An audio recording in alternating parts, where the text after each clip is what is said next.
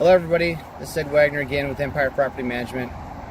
Hey, I'm on location today. Normally I'm working hard, but today we're not. I'm actually out on the Columbia Gorge with my family,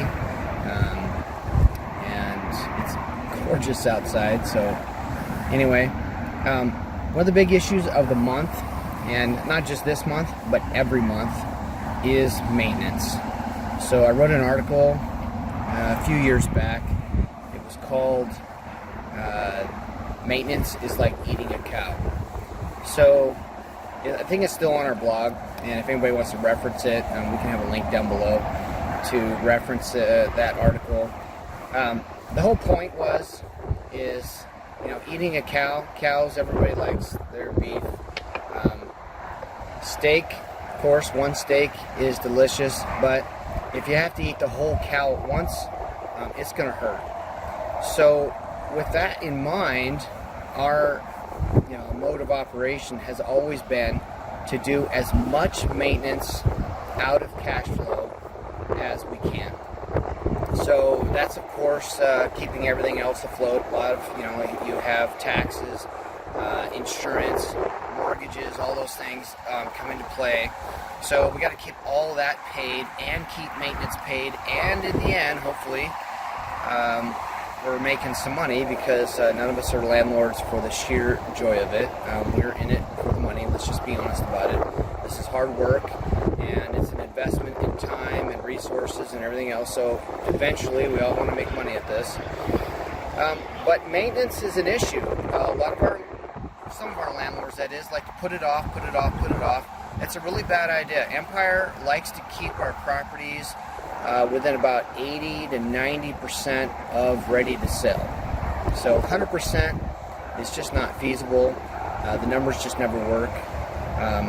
So 80 to 90% is kind of a loose number. There's not really a way of putting an exact percentage on it, because every property is different, every market's different, and so it's kind of between the landlord and the property manager as to where that sweet spot is for the property. A lot of our properties are a little older, so you're not going to keep those in absolute tip-top condition, nor is it really necessary for the neighborhood to keep it in tip-top condition. But we need to keep it, like I said, at about 80%.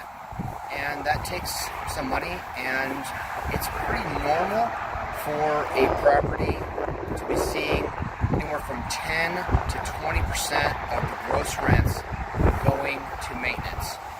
More than that if you're behind, less than that if you've just done a major rehab. So for instance, you've done all the interior work, carpet, paint, appliances, on the exterior, you've done new roof, new paint, new surfaces inside and out. If you've already done all that, then you should be holding back some money for maintenance, but it's not going to be a direct expenditure every month. However, if you're behind in your maintenance, it's still a really good idea to do the maintenance out of cash flow, but you're going to have to peel away additional income every month to bring up the property. So if it needs paint, inside or out, if it needs flooring, all those things cost money, take time, and to keep it going. So it's really important to budget those things in. So just as a scenario of what it looks like if you don't do the maintenance.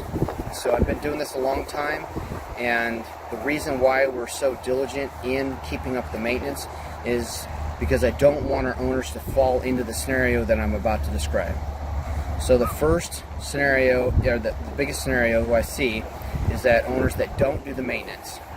So they let the property go down because they say they don't have the money for maintenance, or they don't want to spend the money on maintenance. The property starts to degrade, and as the property degrades, rent goes down with it. So as the rents go down, now, unfortunately, even as your rents are going down, your expenses that you have no control over, such as property taxes and insurance, those items keep going up. So you didn't keep up on the maintenance, and so now rents are going down, and your expenses are still going up. So what happens is rents go down, down, down, down, till the owner can no longer afford to even make their mortgage payment and things like that. And so at that point, they are left with basically just a few choices. Your choices are dwindled, let's put it that. You like to keep yourself in options when you're in real estate. Having yourself backed into a corner is a really bad idea. So what happens is you're left with either sell it or pull some money from somewhere else, usually borrow because you didn't have the money saved, and now you got to rehab the property, bring it back up to market. Hopefully you learn your lesson and you don't go down that road again, and you keep up on the maintenance on the second time. But you see a lot of properties just drive through town, and you'll see a lot of rentals that are run down, and that's because the owners have not been keeping up on the maintenance. It's a serious issue, and there's always, sometimes there's some little friction between the property manager and the owner. And look, Empire's property managers, we're just looking out for the landlord. We understand that it's not our money we're spending, and so we like to keep ourselves on a pretty short financial leash. Every owner's comfort level is different, and so anyway, we're in it for the owner, and so work with your property manager. Maintenance is a big issue. We don't want to see your property go down.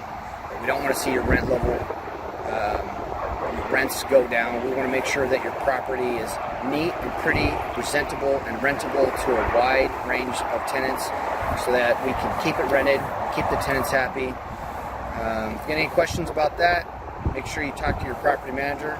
Anyway, thanks for listening. Take care.